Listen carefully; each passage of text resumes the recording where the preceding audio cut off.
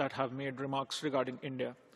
We are compelled, once again, to address provocations from a country whose own leadership recently likened it to a dump truck, perhaps an inadvertently apt metaphor for a state that continues to deposit recycled falsehoods and stale propaganda before this distinguished council.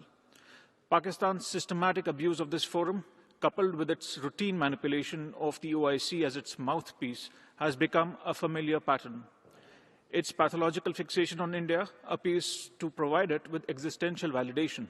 Yet, we must respond, lest we forget.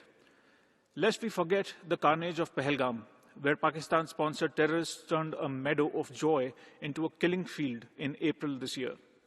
Lest we forget 9/11, as the world marks its anniversary tomorrow, even as we witness today the hypocrisy of those who sheltered its mastermind and glorified him as a martyr. Lest we forget Pulwama, Uri, Pathankot, Mumbai. The list is endless, Mr. President. Yet, Pakistan demonstrates the audacity to take the floor today, feigning moral outrage while continuing to finance and shelter the very networks that threaten global security.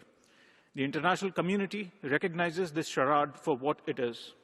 The world will not forget. India will not forget. Our measured and proportionate response to the Pahalgam attack made that sufficiently clear.